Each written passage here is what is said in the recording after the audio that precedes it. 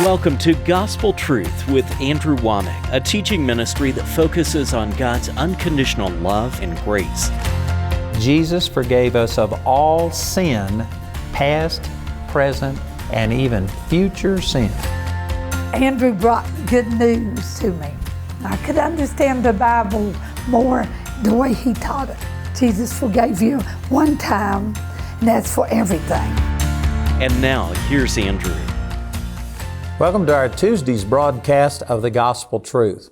Today I'm continuing to teach a series that I've entitled Lessons from Elijah. I have a book on this, CDs, DVDs, a study guide, a lot of material. And this is now into my third week of teaching on this. I'm right in the middle of this series. I hadn't got time to go back and teach everything that I've already said over the last 2 weeks. But I tell you, it was powerful. If you've missed this, you've missed a blessing. You really have. This has influenced my life in a powerful way, and I've heard so many other people talk about how God has used this to bless them too. So please, if you have missed any of this, or even if you've heard it, I encourage you to get the teaching so that you could go back over it, so that you could share it with other people. You can not only get the copies of these things that we're offering right here, but you can go to my website and you can get this as a free download. I'm not trying to raise money. I'm just trying to get this truth out because this truth has changed my life, and I know it has the power to change your life. We are right in the middle of this teaching, and yesterday I was ending in 1 Kings chapter 18. After Elijah put this contest with the prophets of Baal, he called down fire from heaven. He killed all of the prophets of Baal. Then he told Ahab to get into his chariot and head for home because he heard the sound of abundance of rain. And you got to remember that there hadn't been rain for over 1,200 days. Elijah called for a drought, and there hadn't been any rain or even dew. I mean, it was a severe drought. And here is Elijah saying, you better hurry home because the rain is coming today, right now. That was a tremendous statement of faith. And there's a lot of people that would like to have the results that Elijah has, but they don't want to take the risk that Elijah had. They don't want to step out and say, thus saith the Lord, and speak forth their faith. They want to pray in their prayer closet and just wait until God does something, and then when it happens, stand up and say, I prayed for that. That's not how it works. You've got to use faith. You've got to step out in faith to see the supernatural power of God operate. So Elijah prophesied that there was going to be the end of the drought and an abundance of rain before there was any evidence of it. There wasn't even a cloud in the sky. So it says here in 1 Kings chapter 18, verse 42, it says, So Ahab went up to eat and to drink, and Elijah went up to the top of Mount Carmel, and he cast himself down upon the earth and put his face between his knees. You know, I can picture this as he's just sitting on the ground with his head between his knees, and he's interceding, and he's already prophesied that there is going to be rain, but now there is more to it. You can't just speak forth your faith. You also have to let God flow through you. God flows through people. Ephesians chapter 3, verse 20 says, Now unto Him who is able to do exceeding abundantly above all we ask or think. And most people just put a period right there. But it goes on to say, according to the power that works in us. We have to let God flow through us. God always uses a person. I've got a series entitled The Authority of the Believer that will explain this in detail. But God created this world and turned it over to people, and God would be unjust to His own commands. He would have to break His own word if He just moved independent of people. No, He said He gave us authority over this earth. It's under our dominion. And God has to flow through us according to the power that works in us. So Elijah spoke his faith that the drought was going to end, but then he had to get into prayer and in prayer build his faith and let God flow through him. In verse 43 it says, And he said to his servant, Go up now and look towards the sea. And he went up and looked and said, There is nothing. And he said, Go again 7 times. In other words, Elijah was praying for the end of the drought. For the end of the drought, there had to be clouds, there had to be rain. And so he was praying, and he sent his servant and says, look and see if there's any evidence of what I believe is happening in the spiritual realm. There eventually has to be some physical evidence of it. There has to be clouds, there has to be rain. And so he sent his servant to see if anything was happening. You know, when I pray for people, I don't always do this because now I use our prayer ministers, our students that pray at my meetings, and I don't physically pray for that many people anymore. But back when it was just me and I would pray with people, I would expect to see visible results when I prayed with a person that had like pain in their body or a tumor or something like that. And I would pray and I would release my faith, and then I would ask them, I said, so do you have any pain left, or do you see a diminishing of your pain? That's a very similar thing to what Elijah was doing right here. You could do that in unbelief. If Elijah was praying and saying, go see if God has answered my prayer, well, then that would be unbelief, because you have to believe that God is answering your prayer when you pray, not when you see it. That's exactly what Mark chapter 11, verse 24 says. Whatsoever things you desire when you pray, believe that you receive them, and it's implied, believe that you receive them when you pray, and then you shall have them in the future. You have to believe you receive when you pray, not just when you see it. But does that mean that you just ignore the physical realm? Well, let me say it this way. There is more faith involved. Let's just say that you got a pain in your wrist or something, and so you pray and you say, Father, I believe that I receive. And then it's more faith to just like put your wrist behind you. And I had a ganglion cyst one time right here on my arm that stood up, and I was praying for it. And for a period of weeks, I would just pray, and then I'd kind of ignore it.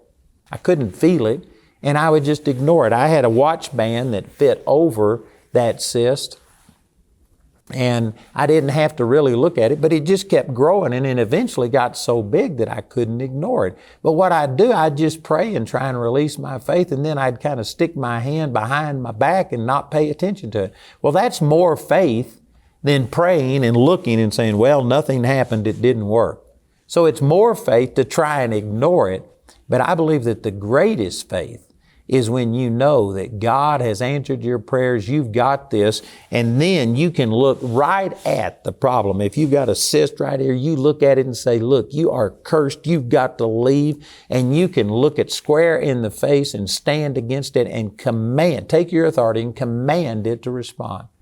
And so I remember that I eventually came to a place where I just looked at that thing and started praying in tongues and releasing my faith. And by the next morning, that thing was totally gone. It's never come back. I believe that that's what Elijah was doing right here. I could spend more time on this. I'm not going to teach on it in its entirety. But there is a place for praying and then just casting your care about it over on the Lord and forgetting about it because you believe that you received, and that's it. But if Satan is persisting and fighting against you, there is a place for you to stand against that thing. If it's financial problems, to look right at your bank account and command that thing to change. And then you start standing and until you see the physical results. There's a place to do that. And that's what Elijah was doing right here. 7 times he sent his servant to go and see if there was any clouds. Look at this in James chapter 5. In verse 17 it says, Elias was a man subject to like passions as we are, and he prayed earnestly that it might not rain, and it rained not on the earth by the space of 3 years and 6 months. And he prayed again, and the heaven gave rain, and the earth brought forth her fruit. Notice in verse 18, he prayed again. It didn't say that he prayed again and again and again and again 7 times like it's recorded over in 1 Kings. In other words, it was just one prayer. Elijah didn't pray and say, God, have you answered my prayer? And send his servant. And the servant says, nope, there's no clouds, there's nothing. And so he came back and said, God, you didn't answer my prayer the first time. Now I'm asking you again. If that would have been the way he would have done it, that would have been unbelief. He would have been voiding his prayer. Likewise, if you pray and ask for like healing, over and over and over again, well, then you didn't believe that you received when you prayed. Mark chapter 11, verse 24, you didn't believe what that verse was instructing us to do the first time you prayed, or you wouldn't have prayed a second time. But there is also a time to say, I believe that I received, but my physical body hasn't fully responded yet. Satan is hindering this.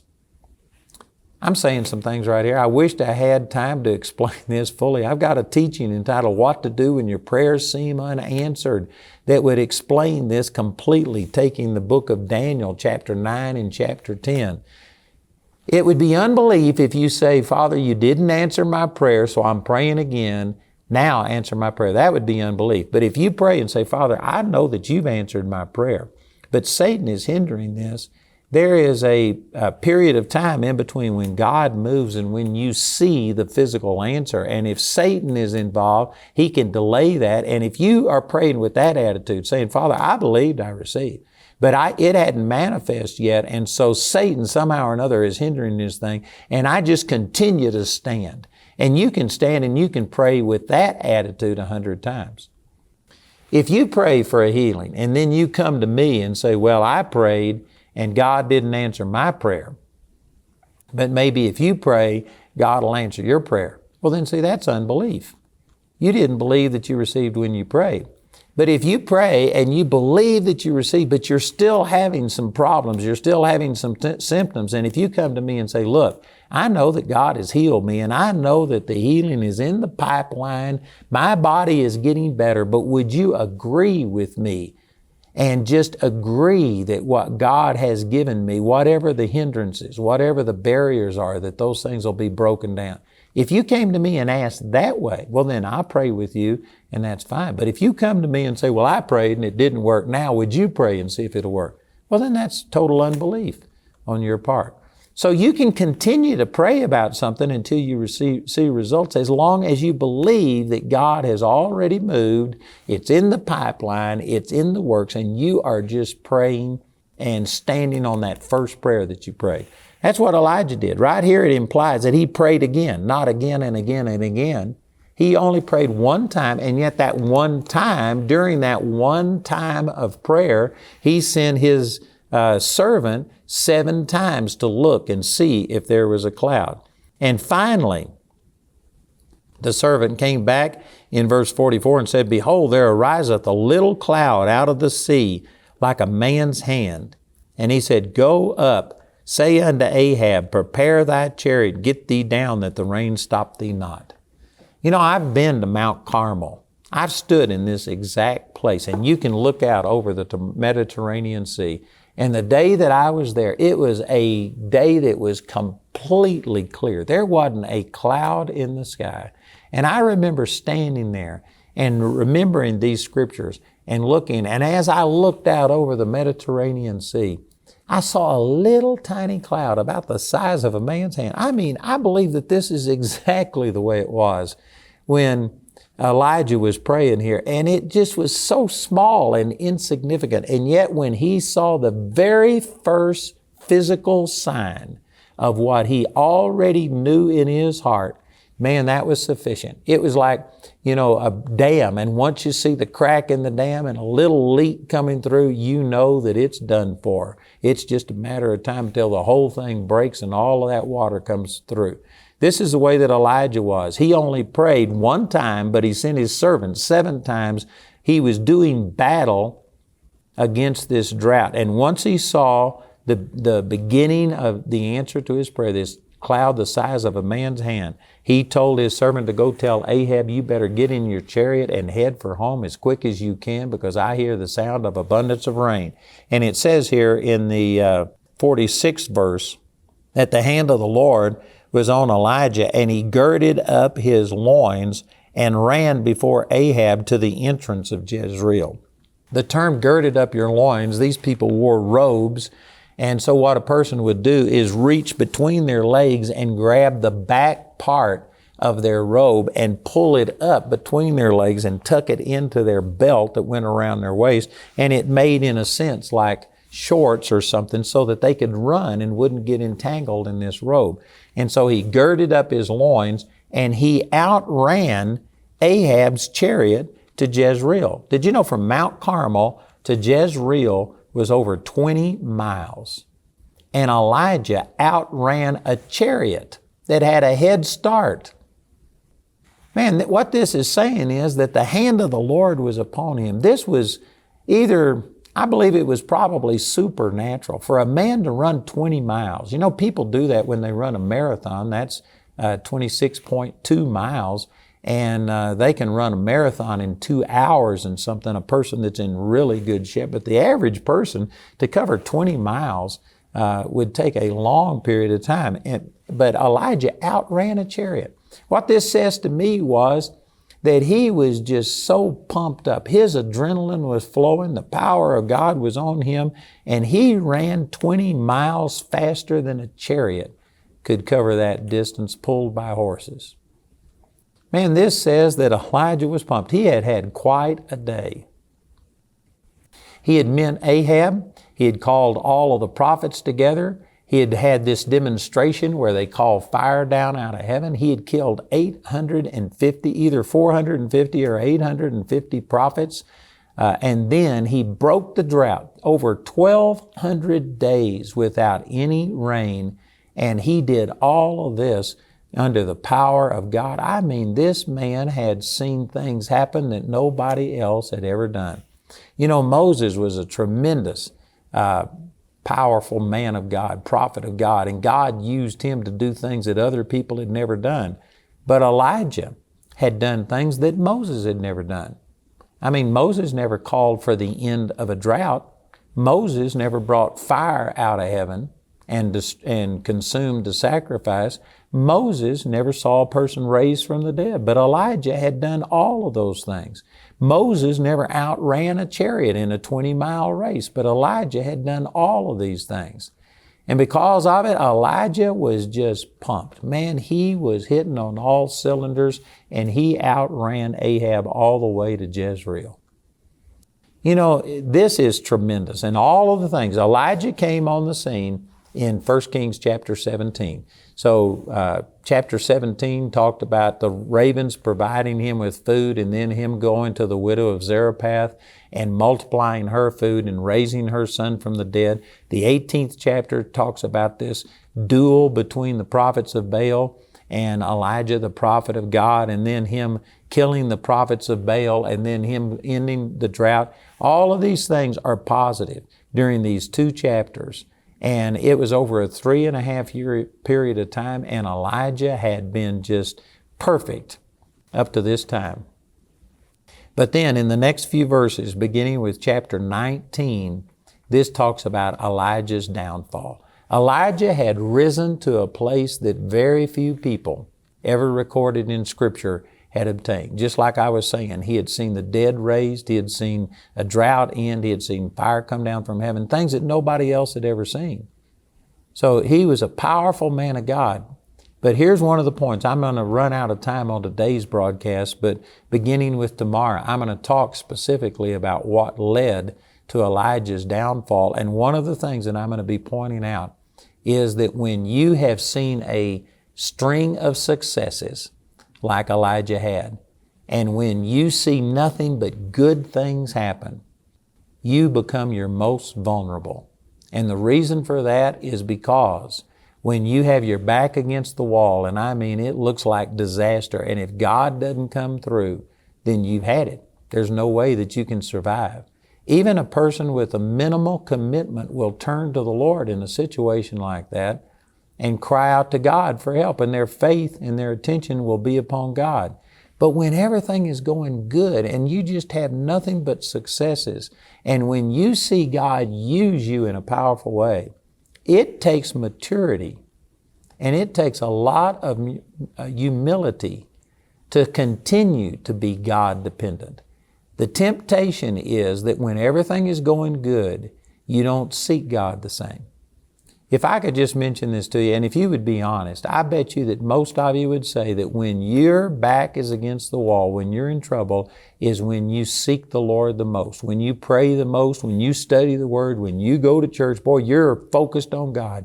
You'll turn off your favorite show, sports, other things. You'll quit doing other things. You will focus on God because you're in a desperate situation. Most people would have to say that that's when you seek the Lord the most. But when everything is going good, when your body's healthy, when your finances are good, your relationships are good, when everything in your life is going good, most people tend not to seek the Lord.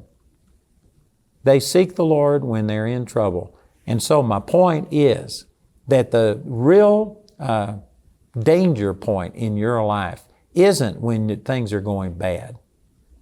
I've seen these little things in Christian bookstores before that says if you squeeze a lemon, you'll find what it's really made of. Whatever comes out under pressure is what, is on the inside. I tend to differ with that. I believe that no, it's more like when everything is going good, that will reveal where your heart really is. Even a person with an average commitment to the Lord in a tight situation will seek the Lord because there is no other option. They're desperate, and so they turn to the Lord out of desperation. But it's when everything is going good, when there is no pressure on you, that really reveals more what is in your heart. And there have been more people destroyed through prosperity than there ever has through hardship. Now, I'm not saying that hardship isn't a test of where your heart is, but I'm saying the greater test is prosperity, abundance. And if you look back through church history, I believe that you could verify that every time the church has gone through persecution and there's been hard times, that people get serious with God because they know that, there is no other option. And there tends to be revival and great things happen. But prosperity has killed more people. It has weakened the faith of more Christians than hardship ever has. I don't believe that God's the one that sends hardship. I believe that God wants to bless us and give us things. But the sad fact is, when people are not under pressure, most of the time they do not seek God. So that's one of the things that we learn here through Elijah. But in the 18th chapter, he had probably one of the greatest days of any person in history up to that point. He had seen all of these things happen, and because of it, he was so fired up, he could outrun a chariot in a 20-mile race. That's awesome. But then he fell. He went higher than most people have ever gone, and yet Elijah fell deeper than most people have ever fallen. This is one of the things that I love about the Bible. When it tells you these stories about people, I've used this verse before, but over in 1 Corinthians chapter 10, all of these things were written for our examples that we could learn through them. And the Word of God doesn't just paint a rosy picture and show you only the successes of these people. It shows Elijah as being a powerful man of God that did things nobody else had ever done up until this point. And yet in the 19th chapter, it shows his fall. And there are lessons to learn through this. There are reasons. It explains why he fell. I'm going to get into this on tomorrow's broadcast in more detail. But we can learn through this about how to succeed, and also we can receive warnings about at the peak, at the pinnacle, when everything is going good, you need to be seeking God as much or more than you ever have in your life before. I believe that this is God speaking through these scriptures and speaking through me to some people watching this program right now, that everything may be good in your life, and because of it, you just don't feel the desperation and the need to really seek God with your whole heart. But I'm telling you that you need to be seeking God with everything you've got when things are good. That is the greatest period of temptation that you will ever have in your life, is when everything's going good. You need to learn this at Elijah's expense, not at your expense. Welcome to the AWM Minute, a small glimpse on how your partnership with Andrew Wommack Ministries and Charis Bible College is raising disciples who are spreading the gospel around the world. Disciples like Jason and Sarah Lucas, full-time missionaries who are reaching the northern Arapaho people of Wyoming with the message of God's unconditional love and grace. Right here in our backyards, you've got a hurting, broken, lost people. You're talking about 3% claim to be born again on this reservation. And I just remember the Lord saying one time to me, I've not forgotten them, and I've not forsaken them. Our heart is show them the love of Jesus, show them the freedom of Jesus, show them that they can live this life still having their culture, but knowing who their Father is, knowing Jesus. Thank you, friends and partners, for enabling us to take this message to other cultures. To see the Lucas family destiny story, go to awmi.net today.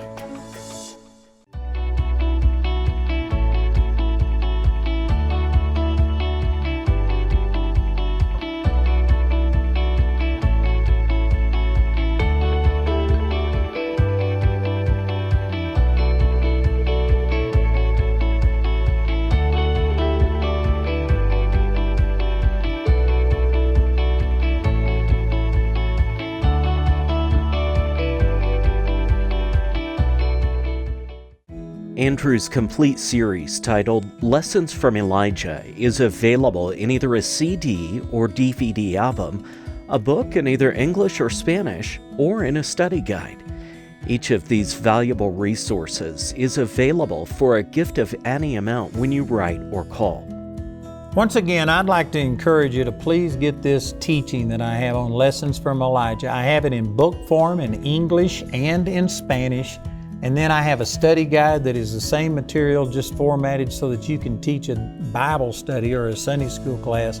And then we have CDs and DVDs on this. And I promise you, this teaching has made a huge impact in my life. I believe it will yours too. You can get these products as part of the Lessons package, which includes 2 books, Lessons from Elijah and Lessons from David, and 3 albums in your choice of either CD or DVD.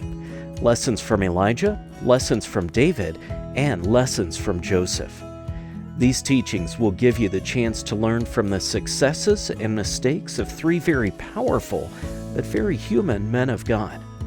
The Lessons package has a catalog value of $135, but you can receive all of these valuable resources today for just $95. Go to AWMI.net to see all the ways you can get these products. Today, Andrew's book, Lessons from Elijah, is available for a gift of any amount when you write or call. We encourage everyone to give because there's a blessing in giving.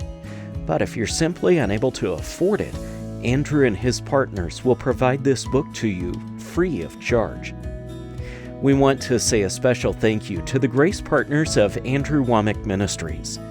Your gifts make it possible to put free ministry materials into the hands of many people in need. If you're not already a grace partner, we ask you to pray about becoming one today. You can become a grace partner or order resources through our website at awmi.net. While there, you can discover more product details and download additional free resources. Or call our helpline Monday through Friday from 4:30 a.m. to 9:30 p.m. Mountain Time at 719-635-1111. To write us, use the address on your screen. We appreciate your generosity and hope to hear from you today. Ready to get more out of God's Word than ever before? We gladly announce the Andrew Wommack Living Commentary. This continuously updated living commentary is now available exclusively as a download for both Mac and Windows at awmi.net.